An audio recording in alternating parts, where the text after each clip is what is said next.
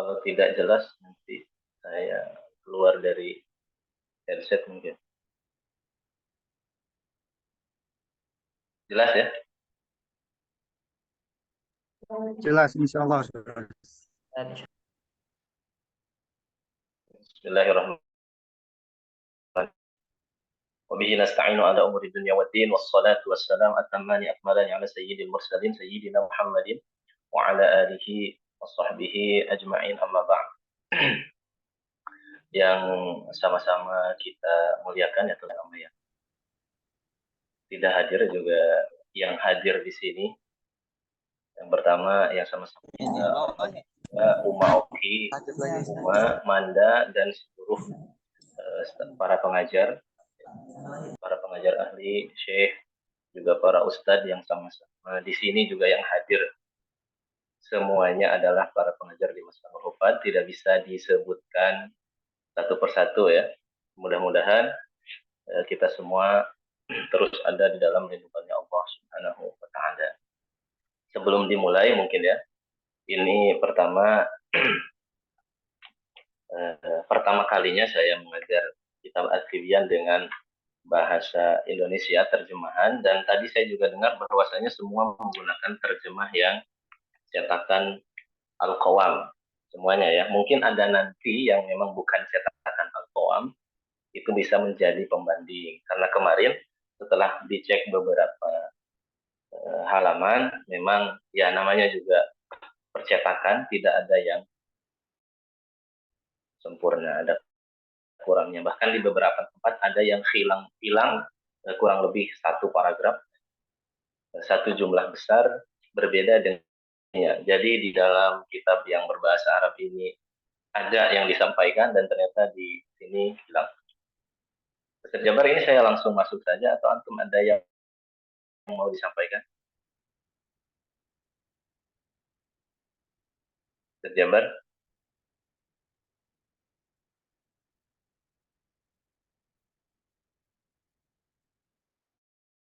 Ustaz Jabar, ada yang mau disampaikan atau langsung saya masuk ke materi? Ada Ustaz Jabar, dimohon apa yang ingin disampaikan. Izin mungkin sedikit menyampaikan ya teman-teman. Sebagai pertemuan perdana mungkin. Bismillahirrahmanirrahim. Assalamualaikum warahmatullahi wabarakatuh. Terima kasih kepada Ustaz Saprul yang insya Allah nanti akan membimbing ataupun mendampingi kita dalam kegiatan upgrading At-Tibyan. Dan teman-teman perlu diingat bahwasannya mungkin teman-teman ada yang bertanya-tanya mungkin mengenai upgrading ini kenapa baru dilaksanakan setelah selesai pembelajaran upgrading di beberapa cabang ataupun di seluruh cabang. Karena memang pada dasarnya upgrading kali ini itu bukan untuk mendampingi teman-teman ketika mengajar At-Tibyan. Jadi fokus kita untuk upgrading kali ini adalah untuk meluaskan wawasan teman-teman dalam memahami kitab At-Tibyan, yang sehingga nanti ke depannya selesai upgrading At-Tibyan pada hari ini ataupun pada tahun ajaran ini, teman-teman bisa mengajarkan kembali di tahun depan. Dan seperti yang disampaikan oleh Ustadz Saprul tadi mengenai buku terjemahan yang teman-teman bab ataupun materi yang terlupa mungkin ya tidak dicantumkan di situ, sehingga teman pakai itu tidak lagi dipakai ataupun akan memakai penerbit lain yang kurang lebih baik ketimbang At-Tibyan kali ini. Jadi sebetulnya untuk upgrading kali ini pertama untuk menambah nggak bisa lihat jam yang suara dimatikan dulu mungkin Ustazah Zanuba. Enggak loh. Itu tuh. Saya ingatkan bahwasannya At-Tibyan ataupun upgrading At-Tibyan ini tujuan utamanya adalah untuk mengupgrade kembali keilmuan teman-teman dalam segi wawasan ilmu aktivian. Sehingga upgrading kali ini fokus kita hanya untuk program Mukim Tahfidz, baik itu kelas cabang, admin, musrif-musrifah yang memegang halako, ataupun bilmas dan umahat yang ada di setiap cabangnya. Jadi teman-teman yang sekiranya memang ada kegiatan sama dengan jadwalnya seperti ini, mungkin bisa mengkonfirmasi kepada saya untuk mengecek kembali yang memang bentrok ataupun bagaimana. Dan selama bentrok itu kalau memang bisa saling bisa nyambi, itu bisa dimaklumkan saja. Teman-teman bisa sambil mengajar dan sambil mendengarkan apa yang disampaikan oleh pemateri kita. Itu saja mungkin teman-teman, semoga ini merupakan hal baik untuk teman-teman sehingga teman-teman bisa belajar kembali dengan apa yang disampaikan oleh Ustadz Saprul nanti. Itu saja mungkin Ustadz Mahfidz, bisa dilanjut Ustadz. Baik, kebetulan kepada Ustadz Jabar yang telah menyampaikan penyampaiannya, semoga sama-sama bisa kita pahami. Lanjut untuk Ustadz Saprul, kami persilahkan untuk menyampaikan materinya. Bismillahirrahmanirrahim. Ya, lanjut ya kepada pemateri bahasan selanjutnya, dan bahwasannya saya ingatkan kembali tadi ya, sudah diingatkan Ustadz Jabar, ini sifatnya sebagai upgrading. Karena setelah saya tanya, sebelumnya sudah ada pembahasan dari kitab At-Tibyan, jadi mungkin saya hanya mengambil faidah-faidah saja yang memang bisa kita sampaikan. Tentu semua faidah yang saya dapatkan dulu kita sampaikan, karena keterbatasan waktu dan juga bahasa ya, di dalam bahasa Indonesia tentu tidak bisa kita sampaikan semuanya. Nah itu kedua, saya minta untuk yang mencatat Ustadz Fadli ya, Ustadz Fadli untuk notulensi nanti sebelum dibagikan minta kirim dulu ke saya hasil dari notulensi, takutnya saya ada salah ucap nanti kurang dalam sisi penyampaian amanat ilmiah, dan itu memang tugas kita sebagai estafet daripada ilmu yang kita dapat daripada guru-guru kita. Sebelum masuk kepada At-Tibyan, langsung kepada kitab, kita kenal dulu siapa pangnya. Ya. Karena salah satu kita mengkaji buku, mengkaji kitab, dan itu apa yang diajarkan oleh para guru-guru kita adalah mengenal, walaupun hanya sedikit. Kenapa? Karena sisanya nanti masih bisa kita pelajari sendiri, kita cari informasi yang lain. Ya. Pertama dari pengarang. Ya, pengarang atau penulis daripada kitab At-Tibyan adalah Al-Imam An-Nawawi. Itu kita kenal nama dengan Imam An-Nawawi saja. Dan mohon dibedakan bagi yang belum tahu, Imam Nawawi, orang Nawa, dengan Syekh Nawawi Al-Bantani itu dua orang yang berbeda. Ya. Nama daripada Imam Nawawi adalah Yahya bin Syaraf. Jadi nama beliau aslinya adalah Yahya. Ayah beliau Syaraf. Jadi Yahya bin Syaraf. Ya. Yahya bin Syaraf, cukup segitu saja. Mau menghafal dengan nama kakeknya silahkan. Yahya bin Syaraf bin Murri dan sebagainya. Minimal kita tahu nama aslinya adalah Yahya bin Syaraf. Lalu kunyah, ya, kunyah beliau, kunyah itu adalah nama yang dimulai dengan kata Abu, seperti Abu Bakar, Abu Hurairah. Itu namanya kunyah di dalam bahasa. Ya, bahkan Ustadz Jabar nanti punya anak, Abdullah, maka panggilan pada Ustadz Jabar adalah Abu Abdullah, bapak atau ayah pada Abdullah. Itu namanya kunyah. Lalu selanjutnya ada lakob atau julukan. Para ulama itu bisa kita kenal dengan julukan Jalaluddin, ya, Muhyiddin, Syamsuddin, sebagainya. Yang kenal pahlawan besar, Shalahul Ayyubi, aslinya Muhammad, itu adalah gelar beliau Shalahuddin, ya, orang yang membela. Nah, itu Nawawi punya nama Yahya tadi, lalu kunyahnya Abu Zakaria, lalu selanjutnya punya laqab atau julukan Muhyiddin, orang yang menghidupkan agama. Karena pada zamannya beliau, ya, itu adalah beliau sumber daripada pengetahuan agama Islam. Ulama-ulama besar di zamannya, salah satunya adalah Al-Imam An-Nawawi rahimahullahu ta'ala. Beliau lahir tahun 631 Hijriah, 631 Hijriah dan wafat pada tahun 676. 631 sampai dengan 676. Jadi masa hidup beliau hanya sekitar 45 tahun. Dalam hitungan Hijriah, ya, kalau hitungan tahun Masehi, umur beliau kurang lebih 42 sampai 43 tahun. Ini kalender Hijriah 45 tahun. Tetapi karya-karya beliau itu sangat luar biasa. Kita tahu dari semua disiplin ilmu, Imam Nawawi punya karangan yang luar biasa. Kita tahu dalam fikih beliau punya Majmu' Syarah Muhadzab, 23 jilid besar dalam madhab Syafi'i. Bahkan kitab utama dari madhab Syafi'i Al-Minhaj, Minhajut Talibin, karangan Imam An-Nawawi, menjadi rujukan daripada para ulama. Kitab apa lagi? Riyadhus Shalihin. Siapa yang tidak kenal dengan Riyadhus Shalihin dalam ilmu, dalam hadis? Al-Arba'in An-Nawawiyah. Dari sekian ribu kitab yang membahas 40 hadis, 40 hadis itu banyak. Kitab 40 hadis, Al-Arba'in itu banyak sekali. Ribuan kitab berdasarkan hadis Nabi SAW. Man hafidha ala ummati arba'ina hadisan ba'athahu Allahu yawmal qiyamati min zuhratil al-ulama. Orang yang hafal di umatku 40 hadis, maka kelak di hari kiamat akan dibangkitkan bersama para ulama. Dari sekian banyak kitab Arba'in An-Nawawiyah yang paling terkenal. Kita juga tahu syarah terbaik pada Sahih Muslim adalah Al-Minhaj.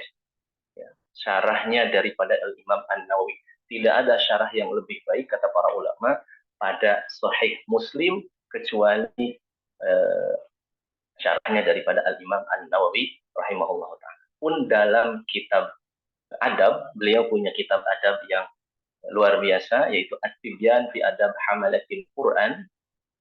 Salah satu kitab adab yang paling populer adalah At-Tibyan fi Adab Hamalatil Quran, dengan bahasa Hamalatil Quran, para penghafal Al-Quran, para orang-orang yang menjaga Al-Quran, dengan mustalah zaman dulu. Zaman dulu orang yang hafal Quran, tahu keilmuan Al-Quran, disebut hamilul Quran. Ya, mungkin hanya sedikit saja gambaran daripada biografi beliau. Dan ini luar biasanya mungkin pelajaran untuk kita, bahwasannya kita mengeluh bahwasannya terbatasnya akses dalam pendidikan. Kita tahu Imam Nawawi lahir pada tahun 631. Di mana? Beliau belajar di Baghdad, Irak. Ya. Pada zaman itu, kita tahu bangsa Mongol menguasai dunia. Ya. Mereka invasi ke seluruh negeri, sampai ke Irak. Pada tahun 650, kurang lebih pada tahun 650, Baghdad, Irak luluh lantak. Dikatakan bahwasanya mereka membunuh 1.000 ulama setiap hari dan 1 juta penduduk sipil dalam 1 hari. Alfi. Dalam kitab Nas disebutkan 1 juta penduduk mati pada saat itu. 1 hari mereka Baghdad masuk, 1 juta penduduk yang dipenggal. Itu zamannya Al-Imamun Nawawi. Dalam keadaan seperti itu masih bisa beliau bertahan untuk mencari ilmu. Dan pada saat itu memang tuh, pilihan orang cuma 2. Pertama, jihad, menjadi tentara, dan yang kedua, bertahan dari sisi keilmuan. Karena itu perintah di dalam Al-Quran. Kana al-mu'minuna liyanfiru kafah, walaula nafara min kulli firqatin ta'ifatun liyatafaqahu fid din wa liyunziru qaumahum idza raja'u.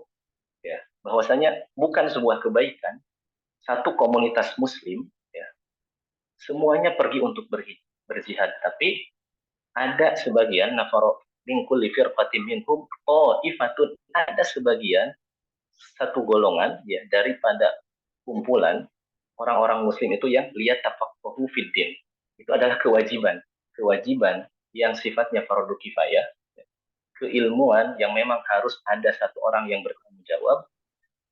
Itu yang jalur dipilih oleh Imam An-Nawawi. Beliau memilih jalur pendidikan, dan sampai saat ini ya beliau dikenal dimanapun, bukan hanya di Nusantara, tetapi di negeri manapun kitab-kitab beliau dipakai. Hatta orang yang berbeda madhab, beliau bermadhab Syafi'i, tapi orang-orang Hambali, orang-orang Maliki, mereka mempelajari Riyadhus Shalihin, mempelajari syarah daripada Sahih Muslim, Minhaj, syarah daripada Sahih Muslim Imam Nawawi dipelajari. Ya. Begitu pula Al-Adab Hamlatil Quran. Kita tahu kajian di Masjid Nabawi saja ada kajian kitab At-Tibyan ini ada. Ya. Padahal beliau adalah seorang Syafi'i. Begitulah. Orang-orang yang tidak sama dari sisi partai dan bendera pun sama-sama mengkaji kitab beliau. Itu adalah keberkahan. Bahwasanya kata para ulama, tidak diragukan lagi. Kitab yang bertahan begitu lama, ulama yang begitu barokah, maka ada sisi rahasia daripada mereka, keikhlasan yang luar biasa dari penulis. Sering saya ulang ketika kita belajar bersama di Maskanul Hufad Pusat ini, bahwasanya banyak sekali ulama ya yang ketika di akhir hayatnya mereka itu mewasiatkan tentang keikhlasan. Misal kisah yang paling sering saya ceritakan adalah ketika Imam Syafi'i telah selesai mengajar, beliau itu sering sekali mengucapkan wadidtu, kata beliau, wadidtu anna nasa law ta'allamat hadzal ilm walan yunsabu ilayya walau harfa. Kata Imam Syafi'i, wadidtu itu saya sangat berharap. Harapan besar saya adalah ketika orang belajar ilmu pada saya, tidak ada satupun ilmu yang dinisbatkan kepada saya walau harfan, walaupun hanya satu huruf. Itu kata Imam Syafi'i dengan ketawaduan beliau. Apalagi kita ya, kita yang bukan siapa-siapa, hanya menukil ilmu daripada ulama, bahwasannya tidak pantas kita tidak pantas kita menuntut orang lain bahwasannya selalu mengagung-agungkan. Kita lihat ketawaduan para ulama yang menyebabkan justru ilmunya tersebar. Lalu selanjutnya, mohon maaf jika terlalu melebar lah ya. Itu hanya sedikit saja pembukaan bahwasannya Al-Imam An-Nawawi adalah salah satu ulama yang memang dari sisi karangan luar biasa, keilmuan beliau luar biasa, buku beliau luar biasa, bahkan tidak sebanding dengan masa hidup beliau yang hanya 45 tahun. Mungkin itu dicukupkan untuk biografi beliau. Silahkan yang ingin mencari tahu lebih banyak keajaiban-keajaiban yang terjadi pada beliau dari masa kecil, itu banyak. Mungkin saya sampaikan satu saja. Dulu sebelum beliau menginjak usia dewasa, yang masih usia belasan tahun, 10 tahun, suatu malam di bulan Ramadan, Imam Nawawi itu beliau berteriak, "Ma hadzal dhaw'ul ladzi imtala'a bihi ad-dar", kata beliau. "Ya abati, ma hadzal dhaw'ul ladzi imtala'a bihi ad-dar". Wahai ayahku, cahaya apa ini yang memenuhi ruangan rumah kita? Terkaget. Satu keluarga itu terbangun di rumah beliau dan tidak ada satupun yang sadar, tidak ada satupun yang tahu bahwasanya apa yang dilihat Imam Nawawi. Hanya ayahnya beliau, yaitu tadi Yahya bin Syaraf ini seorang ulama, beliau sadar bahwasanya pada tanggal ini adalah malam ke-27 daripada bulan Ramadan. Maka isyarat daripada ayahnya bahwasanya melihat dari kejadian ini sangat kemungkinan bahwasannya tanggal 27 Ramadan ini adalah Lailatul Qadar. Sebagaimana apa yang Allah titipkan kepada Imam Nawawi, beliau melihat cahaya yang memenuhi rumah. Itu sudah memang banyak. Kan Imam Nawawi kita tahu ceritanya dari kecil, usia 10 tahun beliau baca Quran sudah dalam keadaan menangis. Anak kecil usia 10 tahun baca Quran menangis. Itu adalah suatu keajaiban bahwasanya beliau diberikan hati yang lembut, juga diberikan pemahaman yang mendalam. Kita masuk kepada muqaddimah, mungkin bisa dilihat di halaman 1 ya, muqaddimah daripada penulis. Di sini muqaddimah penulis itu tidak mencantumkan basmalah. Ya, di situ saya harap kepada teman-teman silakan tulis Bismillahirrahmanirrahim di atas tulisan muqaddimah penulis. Ya. Kenapa? Nanti saya jelaskan, bisa ditulis Bismillahirrahmanirrahim. Lanjut ya, bahwasanya di sini memang cetakan menulis Bismillah itu sangat di awal sekali, yaitu setelah cover daripada buku ya, di halaman sangat awal setelah. Oke, Bismillahirrahmanirrahim. Dalam nuskah atau dalam manuskrip asli, itu semuanya ada Bismillah di muqaddimah. Karena muqaddimah dengan basmalah itu bagian daripada pembukaan kitab. Pertama, kenapa dibuka? Para ulama membuka kitab dengan basmalah. Kita mulai ya. Bismillahirrahmanirrahim. Qala al-musannifu rahimahullahu taala wa nafa'ana Allahu bihi wa bi ulamihi fil dharain amin. Dalam bentuk terjemah. Bismillah. Para ulama pasti membuka kitab-kitab mereka dengan basmalah. Kenapa? Pertama alasannya ya, nanti dicatat dan bisa dibagikan. Iqtidaan bil kitabil aziz. Yang pertama adalah iqtidaan bil kitabil aziz, mengikuti tabarruk kepada Al-Qur'an. Ya, karena Al-Qur'an secara mushaf mulai dengan bismillah. Ya, Al-Qur'an secara mushaf bukan turun. Kalau turun kita tahu dimulai dengan surah Al-Alaq. Adapun secara tartib mushaf itu Al-Qur'an dibuka dengan basmalah. Yang kedua, amalan bil hadisin Nabi, mengamalkan hadis Nabi Muhammad sallallahu alaihi wasallam, kullu amrin bi balin la yubda'u fihi bi bismillahirrahmanirrahim fahuwa aqta, dengan berbagai riwayat yang mungkin belum saatnya kita sebutkan supaya fokus pada poin inti saja ya. Kullu amrin bi balin la yubda'u fihi bi bismillahirrahmanirrahim fahuwa aqta. Setiap kebaikan, kullu amrin dibalin, yang punya perhatian, la yubda'u fihi, yang tidak dimulai pada perkara tersebut dengan bismillahirrahmanirrahim, fahuwa aqta, maka perkara tersebut, kebaikan tersebut terputus. Artinya qalilul barakah, keberkahannya terputus dan tidak sebanyak ketika kita melaksanakan aktivitas dimulai dengan bismillah. Tadi MC membuka dengan bismillah. Nah, seperti itulah adab yang diajarkan. Berdasarkan mana? Hadis Nabi dan juga tadi iqtidaan bil kitabil aziz. Yang ketiga, mungkin alasan yang ketiga juga perlu, bahwasannya Nabi Muhammad SAW ketika menulis surah, memberikan surat, memerintahkan kepada para penulis surat untuk dimulai dengan bismillah. Sebagaimana surat yang dikirim oleh Nabi Sulaiman kepada Balqis. Ya, innahu min Sulaiman wa innahu bismillahirrahmanirrahim. Begitu pula Nabi Muhammad ketika mengirimkan surat kepada Raja Najasyi, Raja Romawi, dimulai dengan bismillahirrahmanirrahim, dengan menyebut nama Allah yang Maha Rahman, Maha Rahim, min Muhammad ibni Abdillah, atau min Muhammad Rasulullah, dari Muhammad Rasulullah SAW, diakhiri dengan dakwah masuk Islam gitu ya. Tadi pertama iqtidaan bil kitabil aziz, ikut kepada Al-Qur'an sebagaimana tertib dalam mushaf. Yang kedua, mengamalkan hadis Nabi, kullu amrin tibalin la yubda'u fihi bi bismillahirrahmanirrahim fahuwa aqta. Yang ketiga, ikut juga sunnah fi'liyah, apa yang dilakukan Nabi ketika mengirim surat kepada para raja itu ya. Makanya bismillah, nanti alhamdulillah, sholawat dan salam itu adalah rangkaian mukaddimah di dalam penyusunan kitab. Bismillah, alhamdulillah, sholawat dan salam itu rangkaian mutlak di dalam mukaddimah, kecuali dalam kitab-kitab yang sangat kecil. Biasanya hanya dicukupkan dengan bismillah saja. Tapi untuk susunan lengkap, bismillah, sholawat, salam, bismillah, alhamdulillah, sholawat, salam, lalu setelah itu amma ba'du. Maka apa yang setelah amma ba'du itu adalah pokok daripada kitab. Ya, masuk kepada untuk teks asli, silahkan nanti baca sendiri ya. Nanti saya hanya akan mengambil poin penting yang mungkin untuk tambahan maklumat. Niatkan saja ngajinya bukan hanya sekedar untuk orang lain. Saya juga sering sampaikan di Mas Kanhufat ini bahwasanya minimal kita mengumpulkan dalam kebaikan itu banyak nikmat. Ya, innamal a'malu binniyat. Ngaji itu pertama kita niatkan imtithalul amr. Ya memang ini susah, ulama mengulang-ulang innamal a'malu binniyat dalam beberapa bukunya. Dalam kitab ini pun nanti akan diulang bahwasanya pertama niat mencari ilmu adalah imtithalul amr.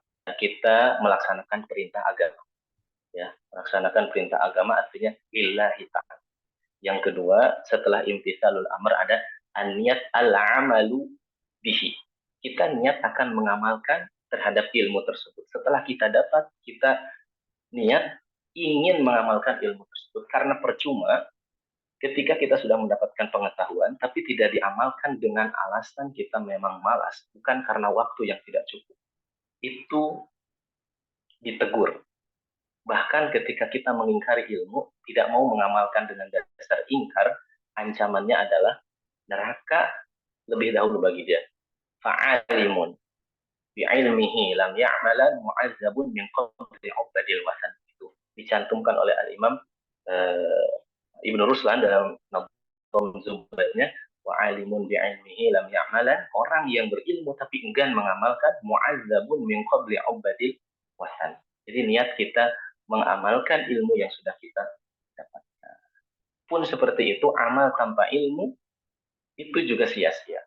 Wa kullu man bi ghairi ilmin ya'malu amaluhu mardudatun la tuqbalu. Lanjutan daripada bait daripada Muqaddimatuz Zubad, kata Imam Ibnu Ruslan, wa kullu man bi ghairi ilmin ya'malu. Setiap orang yang beramal tanpa ilmu, amaluhu mardudatun la tuqbalu. Amal-amal mereka mardudah, tertolak, la tuqbalu, tidak diterima. Ya, maka harus ada kesinambungan antara ilmu dan amal. Mudah-mudahan Allah Subhanahu wa taala selalu membimbing kita, ya, memberikan kepada kita hidayah untuk sedikit demi sedikit mengamalkan. Tidak perlu semuanya ilmu yang kita, alhamdulillah kita kalau bisa mengamalkan semuanya. Minimal kata para ulama 10%.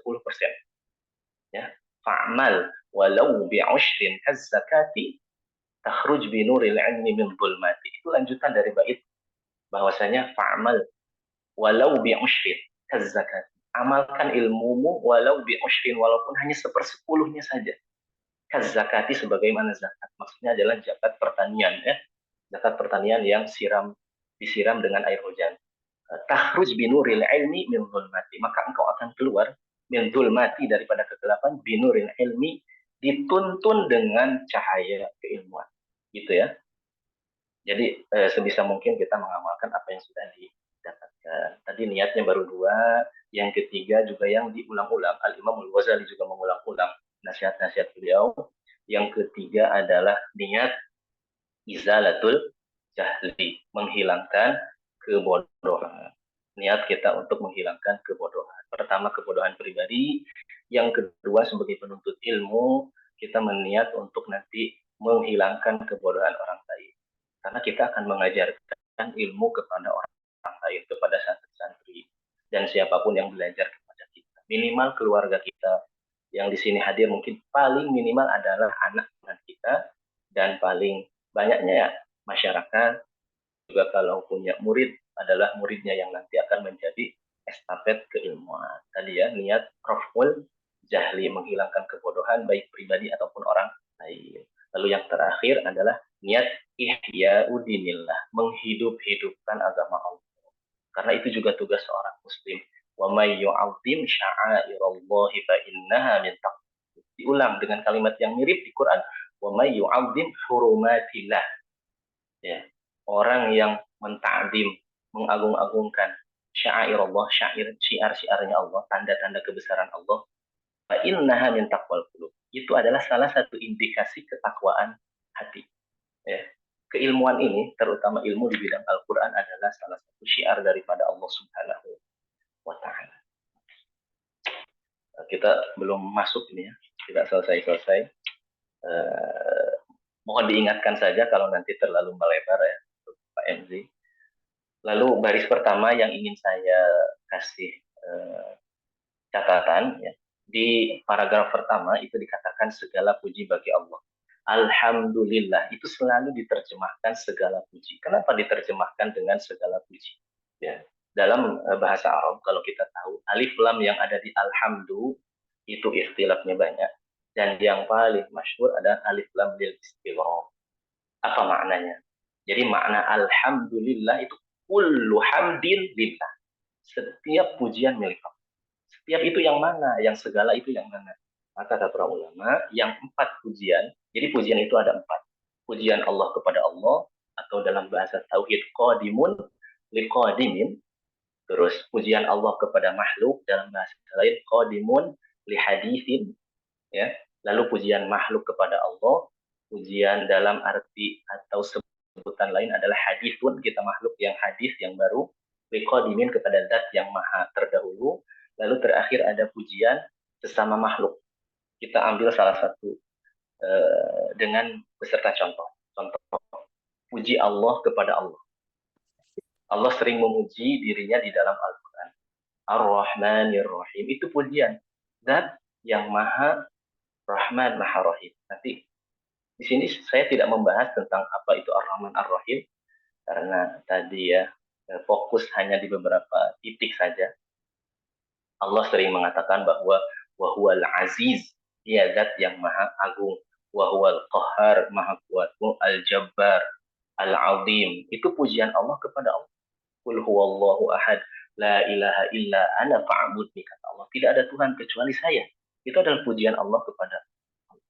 Yang kedua ada pujian Allah kepada makhluknya. Ya, pujian Allah kepada makhluknya. Memuji makhluknya. Ya. Wa innaka la'ala khuluqin adzim, kata Allah di dalam Al-Quran. Wa innaka, sesungguhnya engkau Muhammad, la'ala khuluqin adzim. Sungguh ada pada dirimu akhlak yang azim, yang agung. Itu pujian Allah kepada makhluk. Atau kita kenal bahwasanya Allah menciptakan insan, manusia itu fi ahsani taqwim, dalam rupa yang terbaik. Itu pujian Allah kepada makhluk. Allah puji lagi banyak, wa ibadur rahmanil ladzina yamshuna 'alal ardi hauna wa idza khatabahumul jahiluna qalu salama, hatta 12 sifat yang Allah titipkan bagi ibadur rahman, hamba-hambanya Allah Subhanahu wa taala. Itu pujian Allah kepada makhluk. Yang ketiga, pujian makhluk kepada memuji alhamdulillahi rabbil alamin. Pujian dari makhluk, kita sebagai hamba memuji Allah Subhanahu wa taala, zat yang merajai atau mengurus ya seluruh alam. Itu pujian makhluk kepada Tuhan. Kita setiap sholat Allahu Akbar, kan? Kita di situ ketika kita takbiratul ihram, kita beriktikad bahwasanya hanya Allah saja yang maha segalanya, Allah yang maha kuasa, Allah yang maha agung. Itu pujian kita daripada makhluk kepada Allah Subhanahu wa taala. Lalu yang keempat adalah pujian makhluk kepada makhluk. Kita memuji bahwasanya misalkan Fulan bin Fulan orangnya baik. Ya, Ustadz Jabar di sini orangnya dermawan. Ustadz Fadli, dan siapapun kita memuji teman kita baik yang kita kenal atau tidak. Misalkan Ustadz Fulan ya luar biasa keilmuannya. Itu adalah pujian dari makhluk kepada makhluk. Nah, diakhiri dengan lillahi, segala puji lillahi sejatinya milik Allah. Begitu. Jadi sejatinya segala puji yang manapun, Tuhan Allah kepada Allah, Allah kepada makhluk, makhluk kepada Allah, makhluk kepada makhluk, sejatinya pujian itu adalah milik Allah Subhanahu wa taala. Karena sejatinya makhluk tidak ada yang berhak untuk dipuji. Misalkan begini, kenapa makhluk sejatinya tidak ada hak untuk dia merasa bahwa dia itu hebat? Contoh kecilnya seperti ini.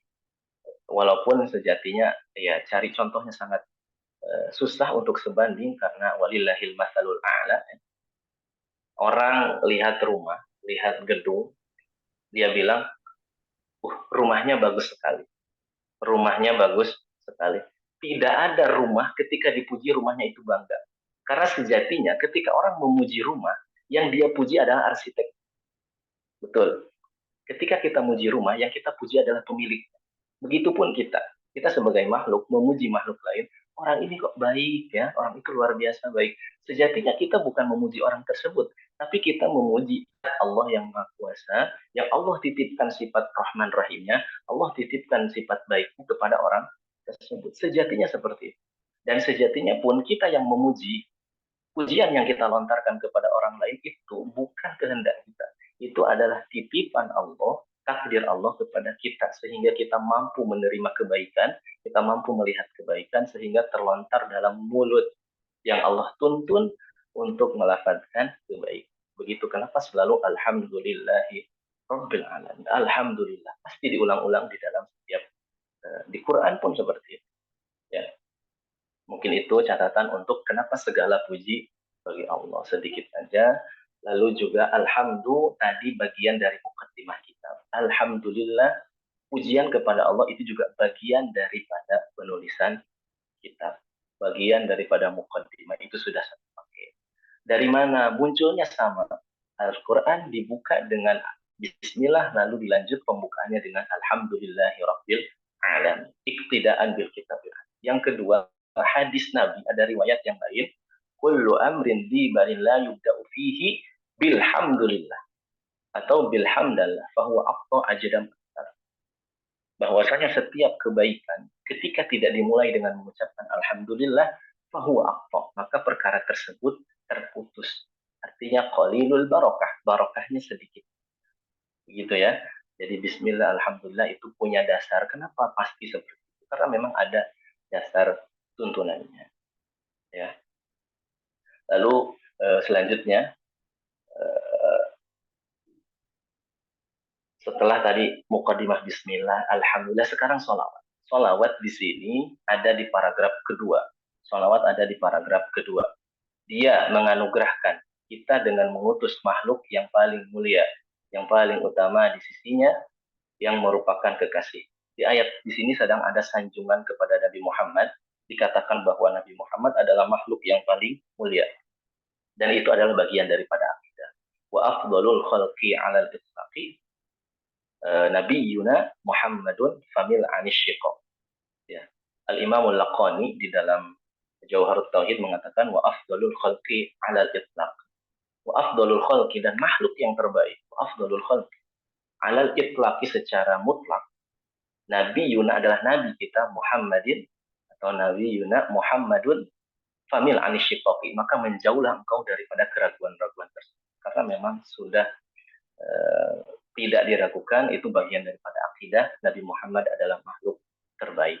Umatnya pun adalah umat terbaik. Ya. Kitab yang turun kepada Nabi Muhammad adalah kitab terbaik.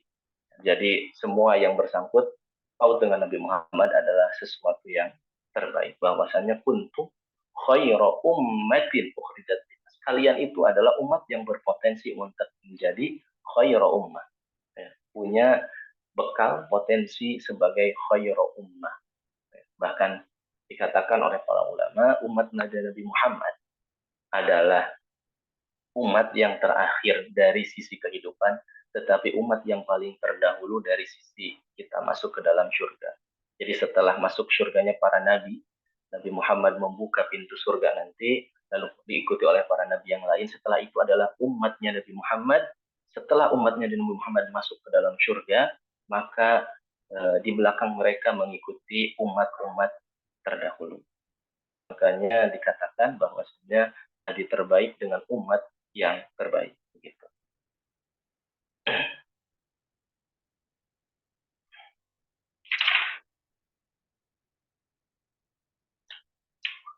Lalu selanjutnya di sini juga disebutkan bahwasanya makhluk paling utama, hamba kesayangan Allah, yaitu Nabi Muhammad, melalui wasilahnya dihapuskan peribadatan para berhala. Yaitu sudah kita tahu bahwasanya dulu di zaman kekosongan tauhid antara masanya Sayyidina Isa, Nabi Isa, itu hanya berjarak sekitar 600 tahun saja. Bahwasanya Nabi Muhammad lahir pada tahun 551 Masehi.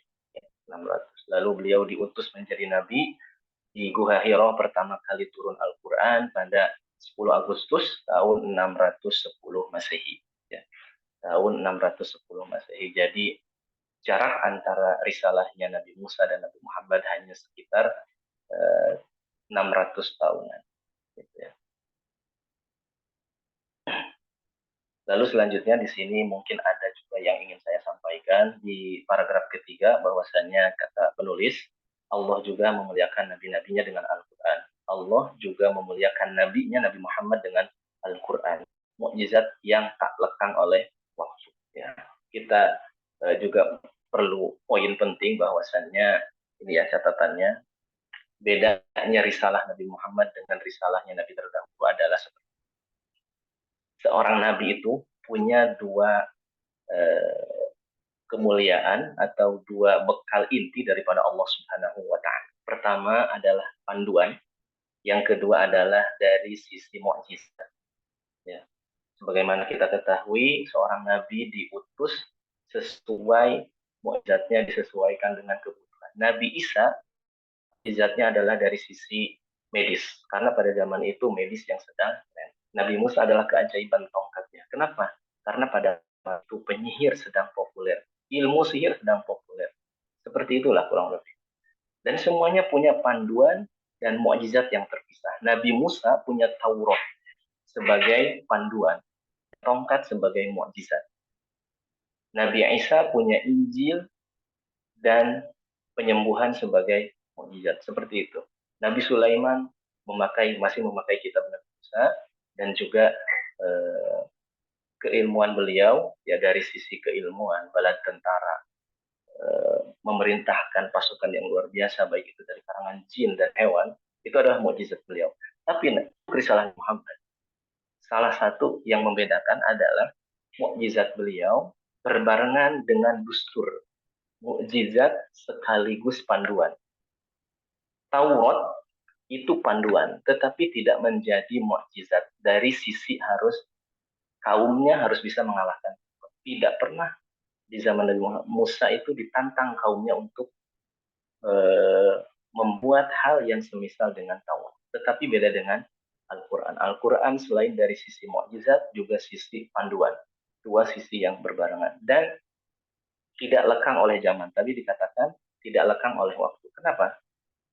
Karena mukjizat Nabi terdahulu itu rata-rata. Semuanya ya. Semuanya bentuk fisik. Ontaknya Nabi Soleh itu bentuk fisik. Ketika ontaknya hilang, sudah mati, itu tidak ada lagi orang yang menyaksikan. Ketika tongkat Nabi Musa sudah selesai risalahnya, tidak ada lagi yang melihat keajaiban tongkat tersebut. Tetapi untuk risalah Nabi Muhammad lewat Al-Quran, itu mukjizatnya tidak akan habis, ya, tidak akan habis sampai akhir zaman. Karena setiap rahasia di dalam Al-Quran selalu terbongkar. Dulu belum terbongkar di awal ayat ketika gulibatir rum fi adnal ardi wa hum ghalabatin saya ghalibun. Belum terjadi bahwasanya bangsa Romawi akan mengalahkan Persia. Setelah bertahun-tahun baru terlihat. Dulu orang yang tidak tahu tentang walillahil masyariq, rabbul masyariq, wa rabbul maghrib. Kenapa di Al-Quran dikatakan masyariq? Tuhannya berbagai macam barat. Ya, bukan hanya maghrib. Maghrib itu barat. Ya, masyriq timur. Tetapi ada di dalam Al-Quran maghribain, lalu dalam bentuk jamak. Tuhan yang menguasai timur-timur. Tuhan yang menguasai barat-barat. Itu hanya bisa diketahui setelah diketahui di zaman kita bahwasannya setiap garis, bukan garis lintang ya, garis bujur bumi itu punya batas waktu tersendiri. WIB sekarang jam 10. Sedangkan di Wita, waktu bagian tengah itu sudah jam 11. Waktu bagian timur itu sudah jam 12. Ya, seperti itulah mukjizat yang terbongkar. Sanurihim ayatina fil afaqi wa fi anfusihim, ya, bahwasanya kami akan memperlihatkan dan kebesaran kami fil afaqi di alam semesta wa fi juga pada diri-diri mereka. Seperti itu Al-Quran memberikan setiap generasi, ya, memberikan kepada setiap generasi maklumat atau pengetahuan yang kita kenal, likuifasi yang ada di bawah kerak bumi itu tercatat. Hanya saja di Muhammad itu belum sampai pengetahuan. Kerak bumi itu tercatat di dalam Al-Quran. Ada di surah Al-Muqsilah, kan nanti bisa dilihat bahwa amintum ayyakhsifa bikumul ardu. Apakah kalian merasa aman ketika Allah menenggelamkan kalian? Jadi setiap kata menenggelamkan ayyakhsifa bikumul ardu, bumi menelan kalian, itu adalah bentuk daripada teori ilmiah yang memang sudah ada secara kode ya. Hanya saja setiap generasi baru menyadari perkara tersebut. Lihat bagaimana Quran di surah An-Nur membeberkan tentang proses Tuhan Jaim. Di zaman sahabat itu tidak ada yang tahu proses Tuhan. Muhammad adalah orang gila.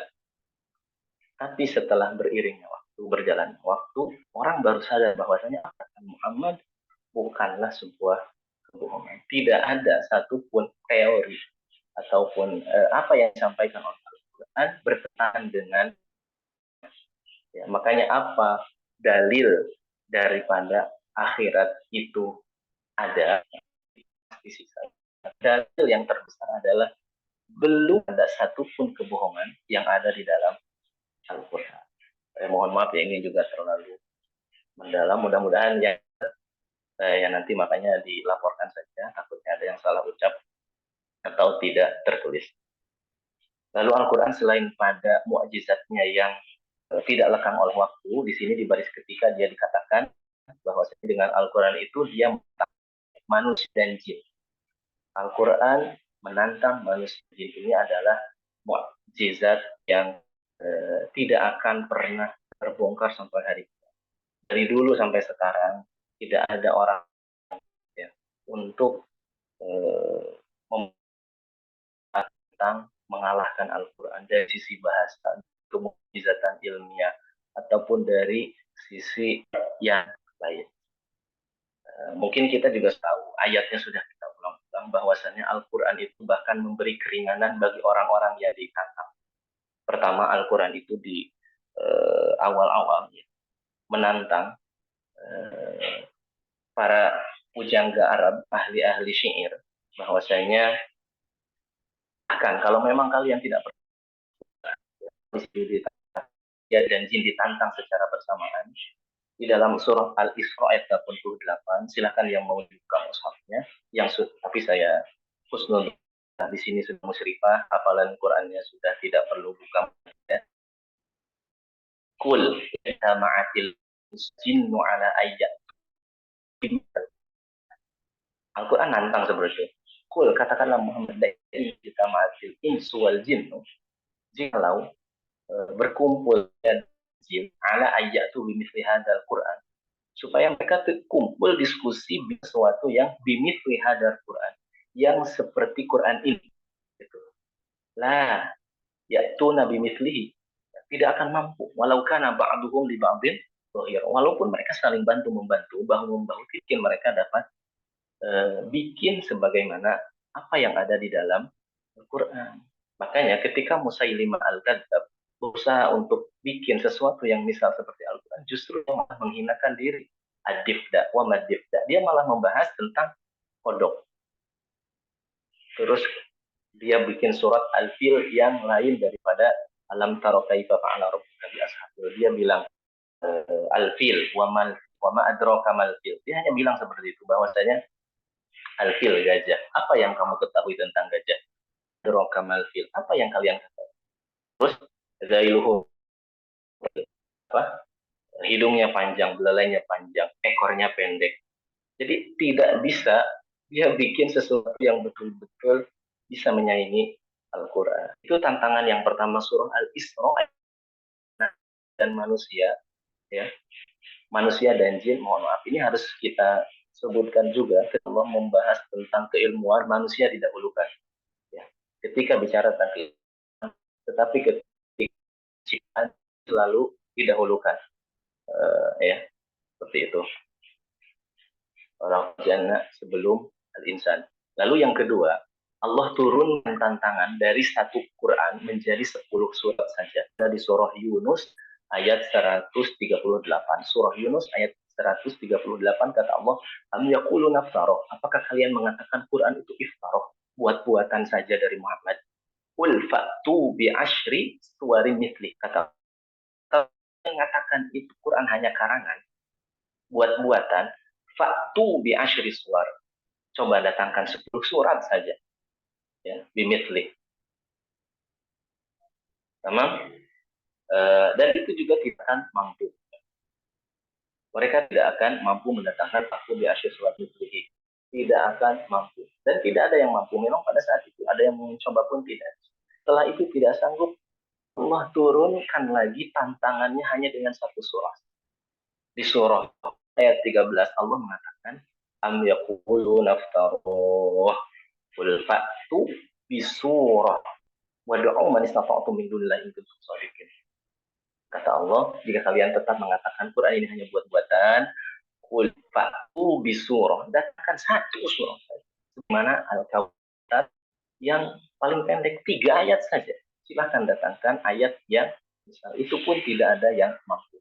Maka Al-Quran menantang dari dulu manusia dan jin, coba bikin sesuatu yang semisal Al-Quran dari sisi bahasanya indah, dari sisi rangkaian huruf, dari sisi tata letak, dari sisi apa lagi? Semua dari aspek itu, dari sisi makna luar biasa. Al-Quran luar biasa. Dari satu hurufnya pun tahu maknanya, kita tahu ada makna yang berbeda. Kenapa di surah Al-Kahfi saya sering ulang-ulang juga di sini sama teman-teman, lantas tapi alaihi sobro dengan lam tasnya alaihi sobro, satu huruf saja di dalam Al-Quran, kenapa bisa beda? Itu ada penafsiran yang berbeda, ada makna yang tidak sama.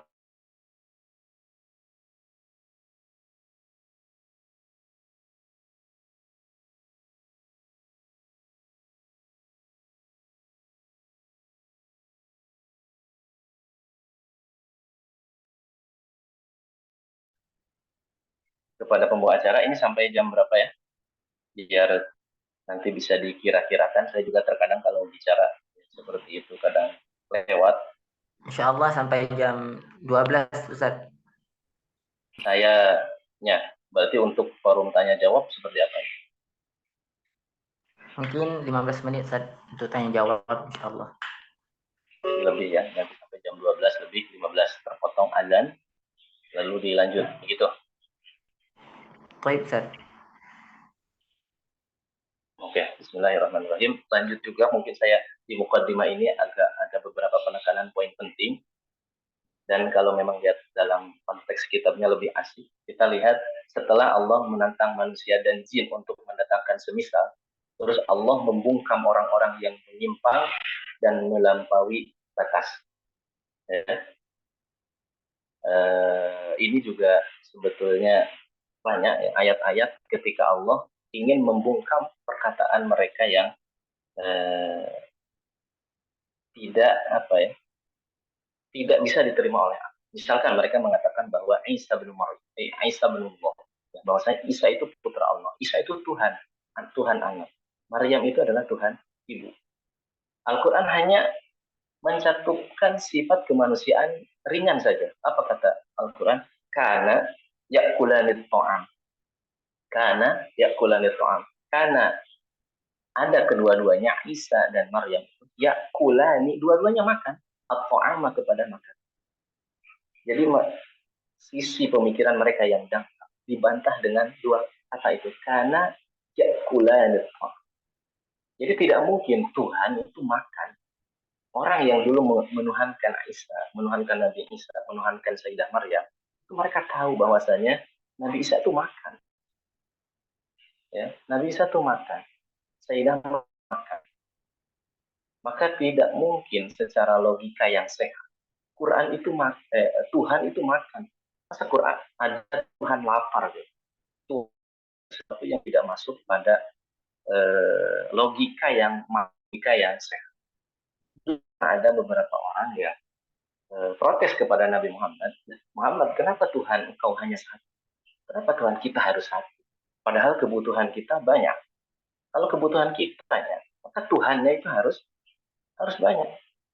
Tapi Quran itu juga membongkar kesalahan cara berpikir mereka dengan apa yang biasa mereka temui di lapangan.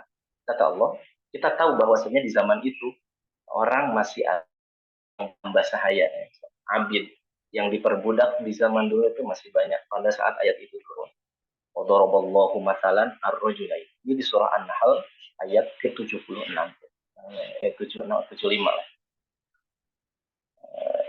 75. Daraballahu mathalan abdan mamlukan la yaqdiru ala syai'in wa marzaqnahu minna rizqan hasana fa huwa yunfiqu ala sirra jahra alhamdulillah. Terus wa daraballahu mathalan rajulain ahaduhuma abkamu la yaqdiru ala syai'in wa huwa kallun ala maulah.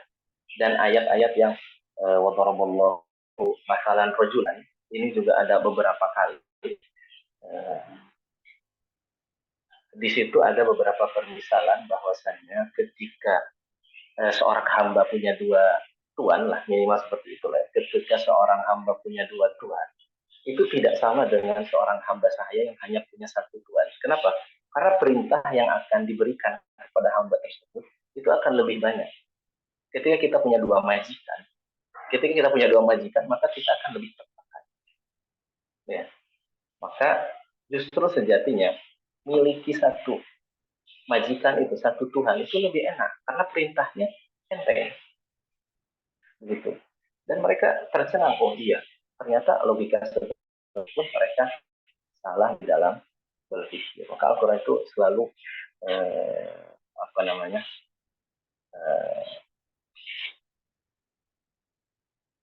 membantah dari sisi logika yang memang tidak. Kita tahu ceritanya Nabi Ibrahim seperti apa ketika berbantah-bantahan dengan orang-orang kafir, dengan Raja Nam. Lalu di sini juga ya Muslim mengatakan menjadikan hiburan bagi orang-orang yang memahami ya, bahwasanya Al-Quran sebagai hiburan, bahwasanya Al-Quran sebagai syifa, Al-Quran juga sebagai ala bidzikrillahi tatmainnul qulub. Dan Al-Quran itu memang sebagai obat lahir dan batin.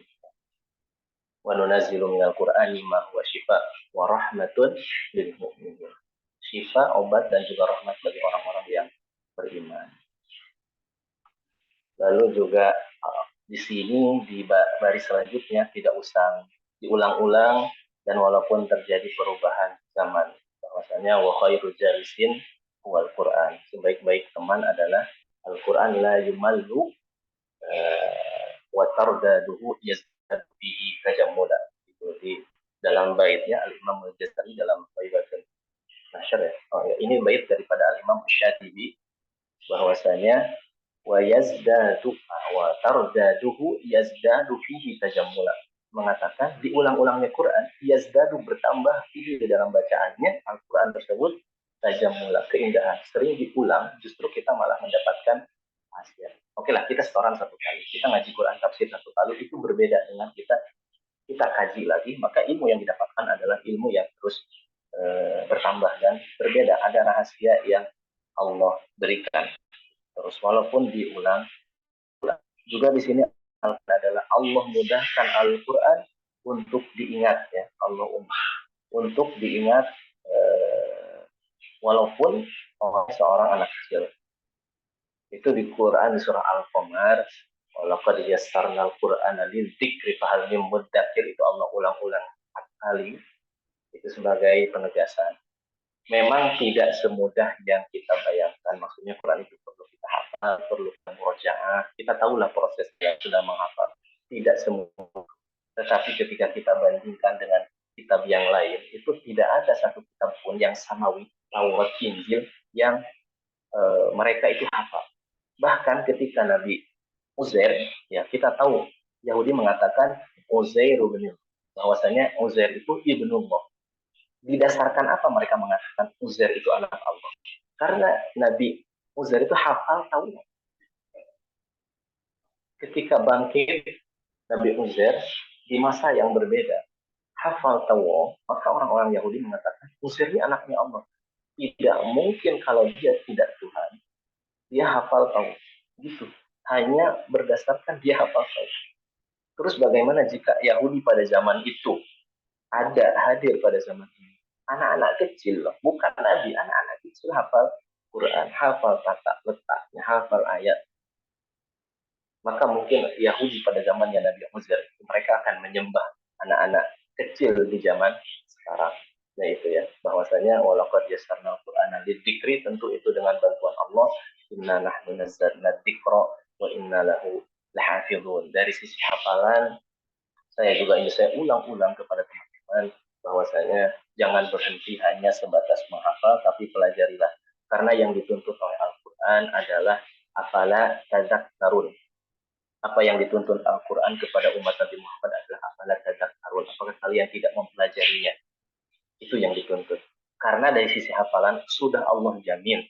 Inna nahnu, kami nazzalna dzikra wa inna lahu lahafizun. Kami yang akan menjaganya pula lewat perantara hamba-hambanya. Kita tahu zaman Nabi mungkin di kalangan sahabat bisa dihitung jari siapa yang khatam 30 juz. Setelah berkembang zaman tabi'in makin banyak orang yang hafal Quran sampai sekarang. entah berapa orang, juta orang yang hafal lafaz. Pertama dari sisi hafalan, penjaga. Kedua dari sisi tulisan, lihat dari sisi penulisan Quran. Mushaf Utsmani pada zaman Sayyidina Utsman tidak lebih dari 6. Tidak lebih dari 6. Itu berdasarkan ikhtilaf ahli sejarah. Satu disimpan di Madinah sebagai pegangan pusat, ada yang dikirim ke Mesir, ada yang dikirim ke Irak. Satu negeri hanya satu mushaf.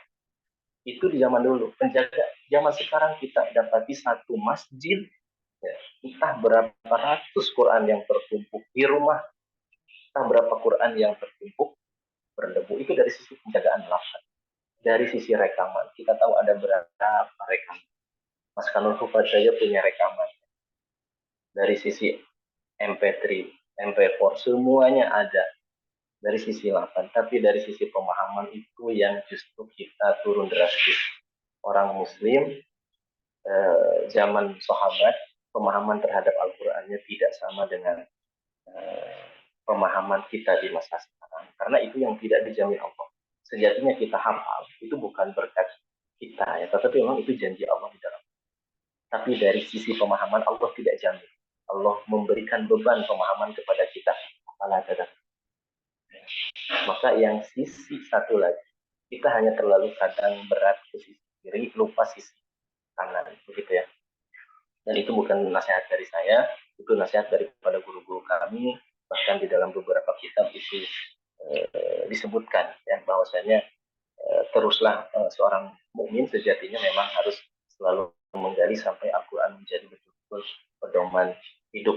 Karena kalau sudah paham Al-Quran secara utuh, itu hidup kita akan dipandu dengan kebaikan. Ketika kita ingin berbuat jahat, kita ingin merasa takabur, kita ingat ayat wa'ibadu hauna. Memang tuntunannya adalah seperti itu. Ketika ingin melaksanakan atau kita ingin melaksanakan perbuatan yang tidak sesuai dengan syariat, kita tahu bahwasanya Allah itu ya'lamu sirra wa jahra. Allah mengetahui sesuatu yang tersembunyi dan yang terang-terangan. Bahwasanya bahkan di akhir Allah itu ya'lamu sirra wa akhfa. Ya'lamu sirra wa akhfa. Allah mengetahui sesuatu yang rahasia wa akhfa dan lebih rahasia. Nanggung ya, mungkin saya terangkan bahwasanya apa yang kita perbuat itu ada 3. Allah ketahui itu 3. Pertama al-jahro tadi, ya'lamu sirra wal jahro wal alan. Dalam Al-Quran kalau tidak jahro, alaniyah.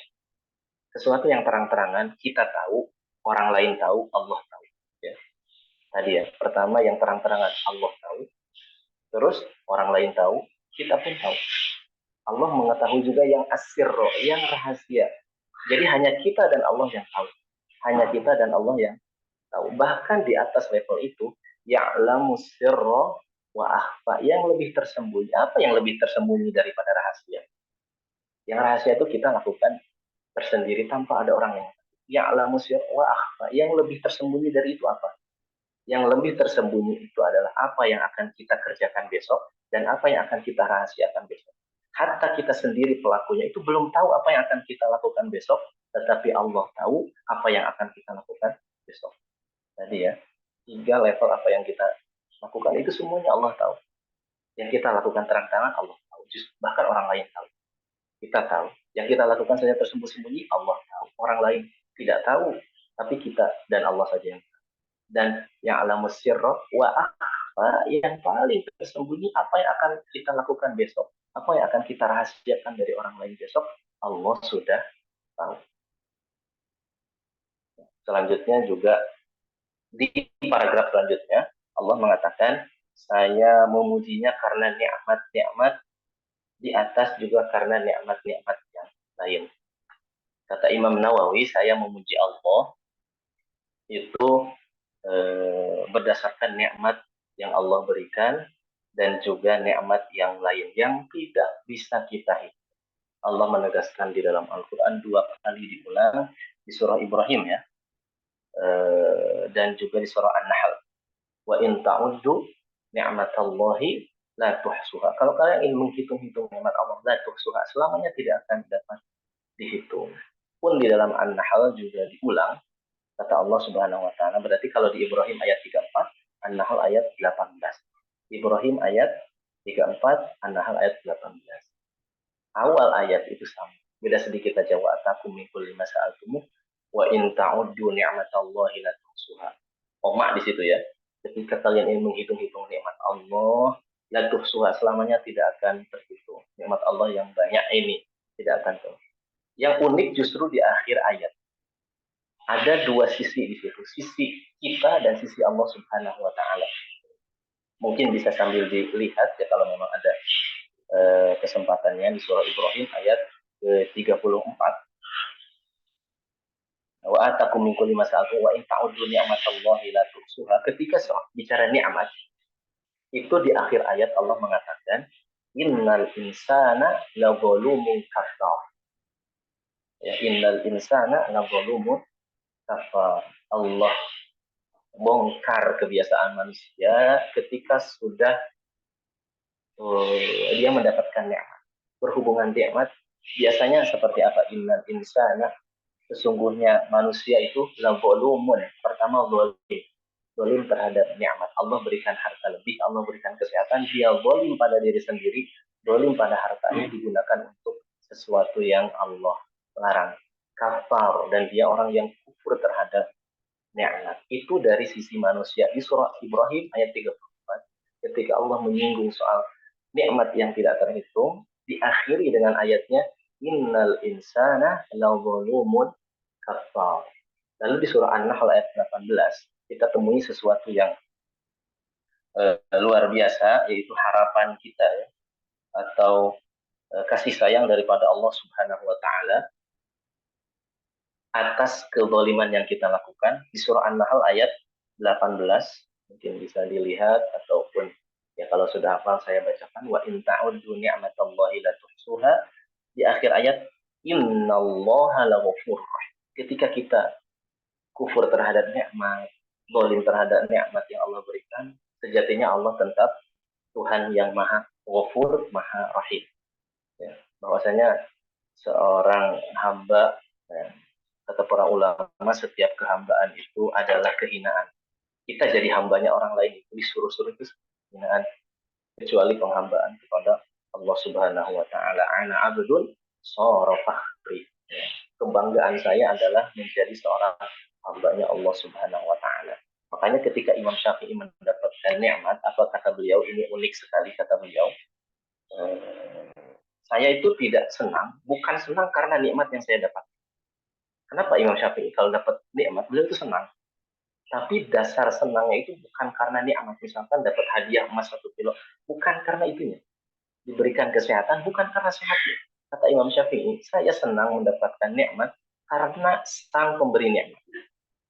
Kenapa saya senang mendapatkan nikmat, bersyukur mendapat nikmat, karena tahu siapa zat yang menitipkan nikmat tersebut. Imam Syafi'i itu senang karena dia tahu sejatinya siapa yang memberi nikmat, yaitu Allah Subhanahu wa taala. Bangga dengan zat yang memberikan nikmat, bukan pada zat nikmat tersebut, tetapi kepada zat yang memberi. Jadi memang level syukurnya sudah level di kalangan para aulia, ya, orang-orang yang dekat dengan Allah. Minimal kita syukur atas nikmatnya saja dulu. Belajar bersyukur terhadap nikmat yang Allah berikan. Ya, setelah itu mungkin kita beranjak kepada kita bisa bersyukur, alhamdulillah, zat yang memberikan nikmat kepada kita adalah zat yang maha rahman, maha rahim, Allah Subhanahu wa taala. Lalu selanjutnya amma ba'du di halaman kedua. Saya ingin juga sedikit menyampaikan tentang amma ba'du. Di sini salawat gimana? Ya, nanti kita cari lagi. Amma ba'du itu disebut dengan faslul khitab. Faslul itu pemisah, al khitab ucapan. Faslul khitab. Pemisah antara apa? Antara mukaddimah kitab dengan isi kitab sejatinya. Ya, antara mukaddimah kitab dengan hasil atau tujuan asli penulisan kitab tersebut. Tadi sudah saya bilang komposisinya tadi bismillah, alhamdulillah, sholawat, salam, baru setelah itu amma ba'd. Makanya yang menerjemahkan amma ba'du, maka setelah basmalah, alhamdulillah, sholawat dan salam. Karena amma ba'du memang tarkim panjangnya, susunannya adalah wa ba'da basmalati wa ba'da alhamdulillah wa ba'da sholati wassalam. Disingkat menjadi amma ba'du.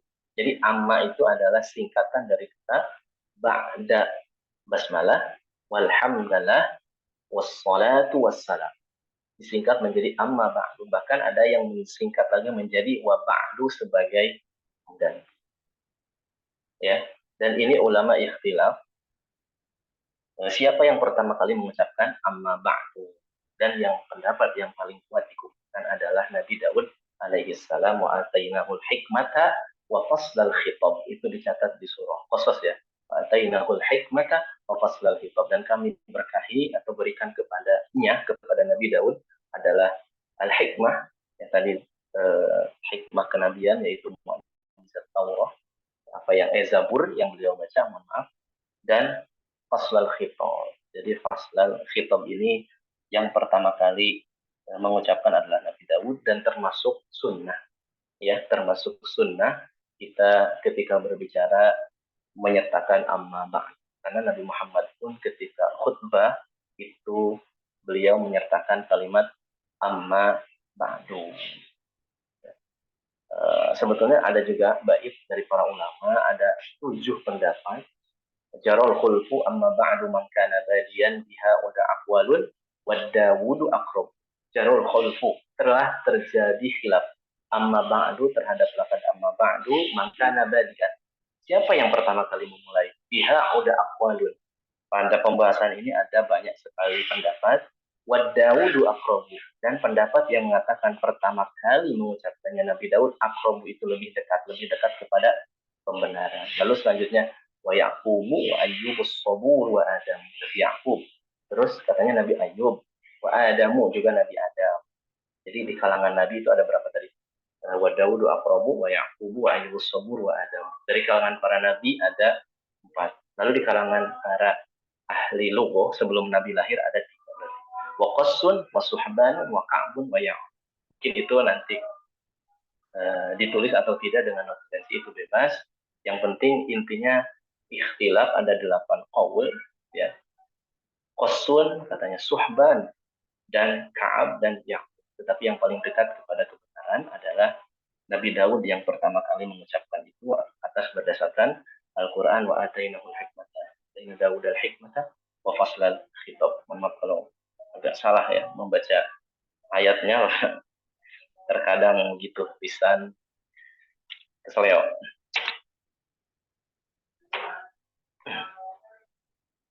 Di sini adzan ya, mungkin bisa ditunggu sebentar atau di beberapa tempat.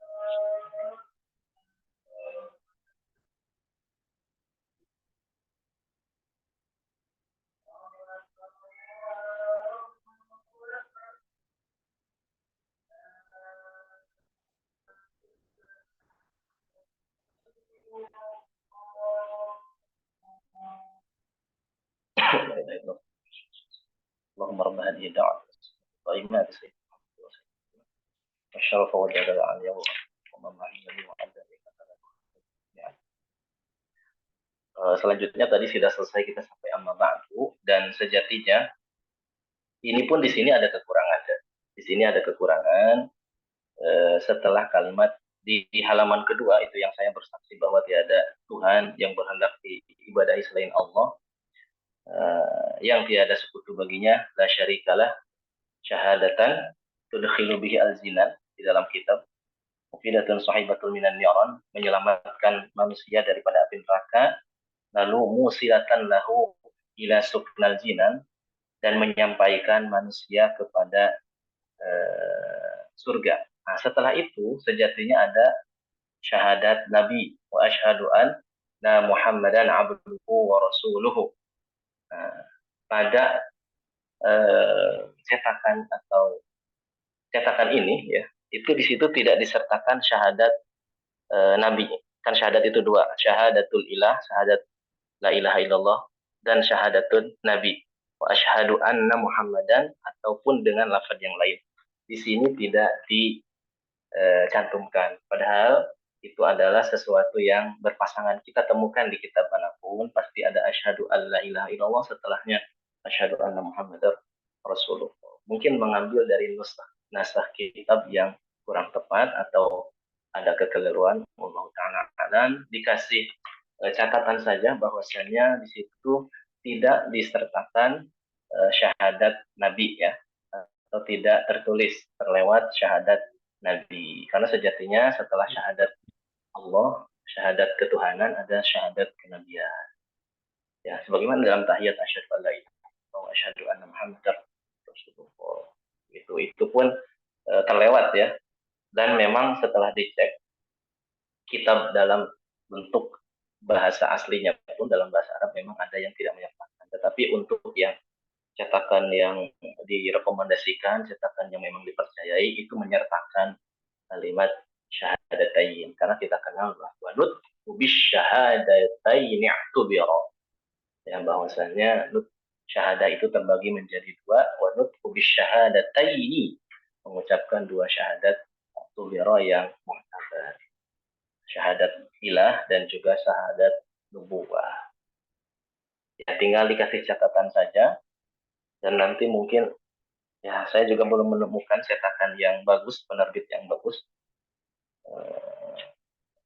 Dan repot juga ya kalau kita sambil bedah buku, sambil kita cari maklumat baru, ya, mikirnya ini juga dua kali, harus perlu waktu. Mungkin itu saja yang disampaikan. Sudah jam 4 menit nih, 4 menit kita bicara apa lagi? Ya saya harapkan ini aja ya. Untuk pertemuan selanjutnya silahkan baca bukunya dulu. Mungkin satu bab insya Allah pertemuan berikutnya selesai. Karena di mukaddimah ini akan saya review dulu, saya lihat dulu terjemahan ini, dan hanya akan mengambil poin-poin seperti tadi ya, karena saya sudah mendengar bahwasanya ini hanya upgrading, sudah pernah belajar, sudah pernah membacanya, maka hanya tambahan maklumat saja, karena sejatinya tadinya juga yang mengisi adalah Syekh, kebetulan beliau jadwalnya penuh dan saya diamanatkan. Ya, di dalam taharah pun ya, kita mengetahui bahwasanya tayamum ketika tidak ada air itu sah ibadahnya. Jadi ini saya sebagai debu saja, sebagai pengganti daripada air yang sedang tidak ada gitu ya. Jadi nanti, tapi kalau nanti sudah ada syekh yang mungkin bisa kembali, yang mengampu adalah orang yang lebih layak. Dari Al-Fakir hanya segitu saja ya, karena memang secara kaidah, di kaidah disebutkan idza hadaral ma'u batalat tayammum. Kalau sudah ketemu air, tayamumnya otomatis batal. Jadi mudah-mudahan kita istiqomah, dan saya minta baca saja, misalkan hari Jumat ada kosong, silahkan baca. Ya, silahkan baca, nanti saya seperti tadi hanya memberikan sedikit maklumat tambahan. Wallahu ta'ala a'lam. Silahkan saya kembalikan ke sahibul jalsah yang kepada Pak MC. Masya Allah. Syukron kathiron, jazakumullahu khairan kepada Ustaz Safrul Nurdin LC yang telah menyampaikan kajian pada pagi menjelang siang ini. Undur maqala wala tandur man qala. Lihatlah apa yang disampaikan, jangan lihat siapa yang menyampaikan. Semoga lihat dong, masa saya jangan dilihat? Bisa, bisa. Lanjut, Ustaz. Semoga ilmu-ilmu yang disampaikan oleh beliau berkah untuk kita semua, amin. Dan ilmunya bisa kita amalkan di kehidupan sehari-hari. Amin amin ya rabbal alamin. Baik Afan, asatid dan asatidah, karena sudah masuk waktu zuhur, insyaallah kita lanjutkan di pertemuan selanjutnya. Mari sama-sama kita tutup pertemuan kita pada hari ini dengan melafazkan alhamdulillahirabbil alamin, dan kita sempurnakan dengan doa kafaratul majlis. Subhanallah hamdika asyhadu an la ilaha illa anta astaghfiruka wa atubu ilaik. Saya Hafiz Khalil Mahfi selaku MC izin mengundurkan diri. Jika ada salah kata atau penyampaian mohon dimaafkan sebesar-besarnya. Wassalamualaikum warahmatullahi wabarakatuh. Sesi dokumentasi kali ya, Ustaz Bisa ya. dokumentasi sebentar mungkin teman-teman yang belum on cam untuk on cam. Setelah itu bisa sholat jamaah nanti. Baik, ditunggu. Mungkin teman-teman yang masih belum on cam menginginkan. Baik, sudah ya. 1, 2, 3.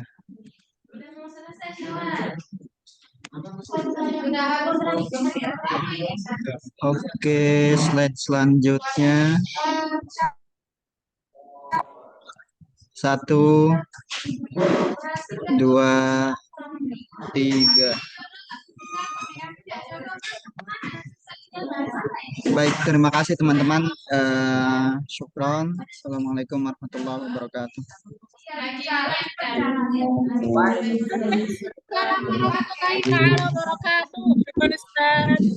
Time teman-teman.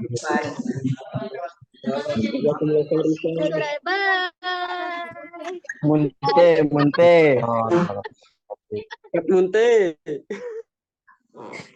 Oh, Munte. Itu. Munte. Hafiz. Ustadz Nafis. Medan belum ini ya, belum zuhur ya. Belum, Ustadz, bentar lagi. Entah belum nggak sholat. Udah asar kayaknya. Nggak boleh ya. Saya jalan itu mau. Keluar. Ustadz Nafis.